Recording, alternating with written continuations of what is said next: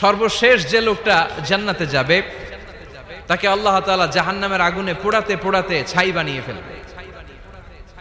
আল্লাহ বলবেন, জিব্রাইল যাও একটু দেখো, একটা মাত্র সেজদা দিয়েছে আমাকে, এরকম কাউরে পাওয়া যায় কিনা। বাটি চালান দিয়ে দেখো পাওয়া যায় কিনা। খুঁজে খুঁজে কাউরে পাবে না। আল্লাহ বললেন আবার দেখো, খুঁজে খুঁজে একজনকে পাবে, সামান্য ইমানের ছিটে ফোঁটা তার অন্তরে ছিল। আল্লাহ বলবেন যেহেতু ছিটে ফোঁটা আছে, অনেক মায়ের খাইছে, ওকে বের করে জাহান্নাম থেকে বের করে একটা নির্ধারিত দূরত্বে রেখে দাও। রেখে দেয়া হবে, কিন্তু জাহান্নামের আগুনের লেলিহান শিখাতে তার গা ঝলসে যাবে।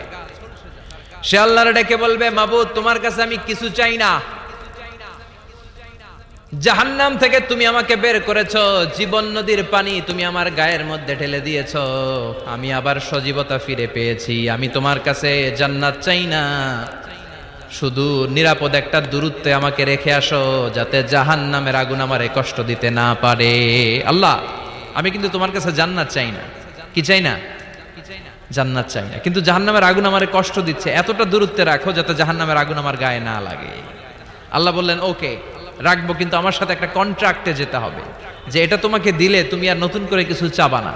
সে বলবে আমি রাজি, কন্ট্রাক্ট হয়ে যাবে। আল্লাহ জিব্রাইলরে বলবেন যাও এমন দূরত্বে রাখো যাতে জাহান্নামের আগুন ওরে কষ্ট না দেয়।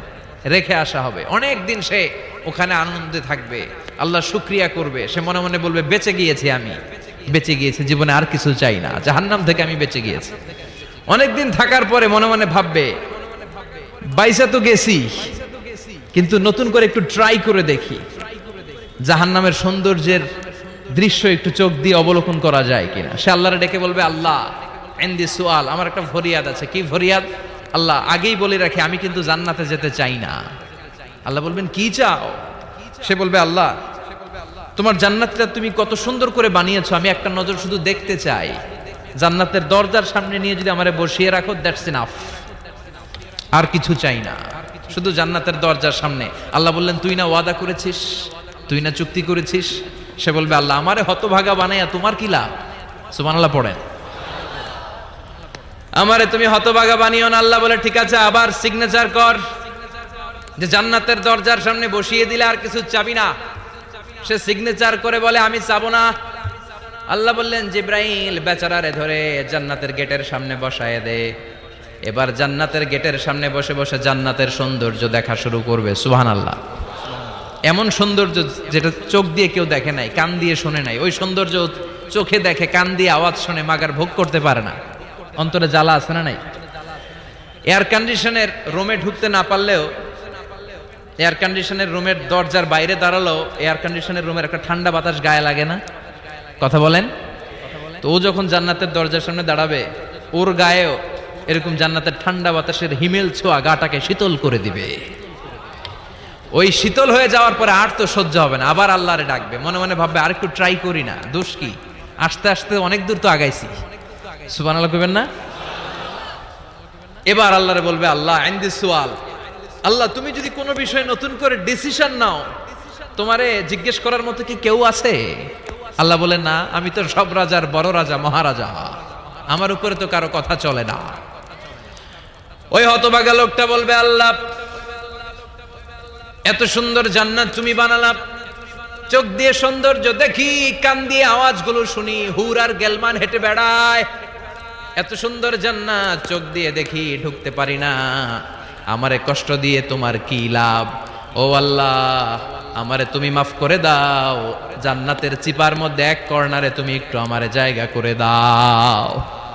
আল্লাহ বলবেন ওয়াই হাক ইয়াবনা আদম, তোর ধ্বংস হোক হে আদম জাত, মা আগদারাকা, তোর চেয়ে বড় গাদ্দার আমি আমার সৃষ্টিকুলে কাউরে দেখি নাই, কারণ তুই আমার সাথে চুক্তি করিস আর চুক্তি ভঙ্গ করিস। আল্লাহর রহমতের দরিয়ায় তখন জোশ খেলে যাবে, ওর আকুতি মিনতি চাহনি আল্লাহর রহমতের দরিয়ার মধ্যে জোশ লাগিয়ে দিবে। আল্লাহর দয়া হয়ে যাবে, মায়া হয়ে যাবে। আল্লাহ বলবেন ঠিক আছে জান্নাতে যা। লোকটা এবার এক দৌড়ে জান্নাতের ভিতরে ঢুকে যাবে। লোকটার দৌড় দেখে আবার লোকটারে আল্লাহ ডেকে বলবে একটু দাঁড়া, একটু দাঁড়া, জান্নাত তো দিছি, তো দৌড় দিলি কেন? সুবহানাল্লাহ কইবেন না? লোকটি বলবে আল্লাহ প্ল্যান তো আমি কম করি নাই, এত চেষ্টার ফলে আমি আসতে পারছি, আবার যদি তুমি বাইর করে দাও, এই জন্য এক দৌড়ে এমন চিপার মধ্যে লুকামো যাতে তুমি আমার না দেখো। আবার আল্লাহর রহমতের দরিয়ায় জোশ খেলে যাবে, আল্লাহ কাছে ডাকবে, কাছে আয়, ও গোলাম তোর কি মনে চায় আমারে বল, আজকে তুই চাইতে থাক, আমি দিতে দিতে তোর মনের সব আশা পূরণ করে দেব। লোকটা খুশি হয়ে বলবে, আল্লাহ আমারে এটা দাও, বাড়ি দাও, গাড়ি দাও, নারী দাও, এটা দাও, ওটা দাও, একের পর এক চাইতে থাকবে, আল্লাহ সব তারে দিতে থাকবে। চাইতে চাইতে লোকটার সব চাওয়া যখন শেষ, সে বলবে, আল্লাহ আর আমার চাওয়ার কিছু নাই। আল্লাহ বলেন, নো, এত তাড়াতাড়ি যে তুমি খেলা শেষ করতে পারবা না মনু, আমার সাথে তোমার এই খেলা আরো লম্বা সময় চলতে হবে, তোমার অনেক কিছু চাইতে হবে। তুই আজকে চাইতে চাইতে তোর সব চাও আমার কাছে বলবি, আর আমি দিতে দিতে তোর জীবন ধন্য করে দেব। সে আবার চাইতে শুরু করবে, আল্লাহ এটা দাও, ওটা দাও, ওটা দাও, আল্লাহ দিতে দিতে সব দিবে। এরপরে বলবে, আল্লাহ মাফও চাই, দোয়াও চাই, আর চাওয়ার কিছু নাই। আল্লাহ বলবেন, তাই ঠিক আছে, তোরে আমি জান্নাতে ঢুকাই দিলাম, তবে মনে রাখিস তোর জান্নাতটা হবে সবচেয়ে ছোট জান্নাত, আর তোর জান্নাতটা হবে এই পৃথিবীর 10 গুণ। চিল্লায় এখন সুবহানাল্লাহ। বুখারীর বর্ণনা, আখিরু মান দাখালাল জান্নাত, যে লোকটা সর্বশেষ অনেক মাইর খাইয়া রিমান্ডে থাকার পরে জান্নাতে ঢুকবে, তার জান্নাতটা যদি পৃথিবীর 10 গুণ হয়, তাহলে আমাদের সবাইরে ফেরদাউসে ঢুকাতে আল্লাহর কোনো সমস্যা আছে?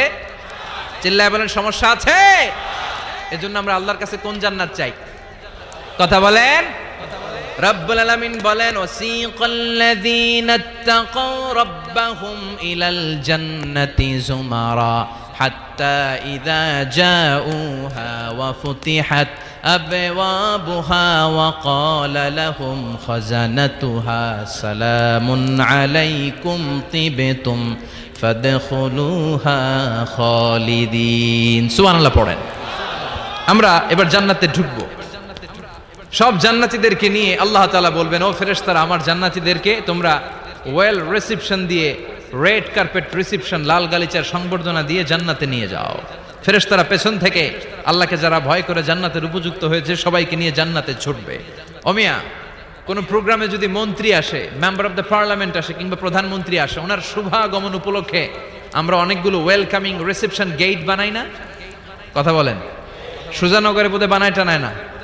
আজকের মাহফিলের তো কয়েকটা গেট দেখলাম আমি, বানাই না আমরা? Welcoming reception gate. জান্নাতীদের জন্য এরকম, আপনারা যারা ফেরদাউসে ঢুকবেন আপনাদের জন্য এরকম ওয়েলকামিং রিসেপশন গেট থাকবে। ফেরেশতারা জান্নাতীদেরকে হাঁকিয়ে হাঁকিয়ে নিয়ে চলবে, আহলান ওয়া সাহলান মারহাবান বিকুম, কংগ্রাচুলেশন, আসেন আসেন আমরা সবাই মিলে জান্নাতে যাই। জান্নাতীরা আনন্দের চোটে ছুটবে আর ছুটবে, ছুটতে ছুটতে ছুটতে ছুটতে হঠাৎ করে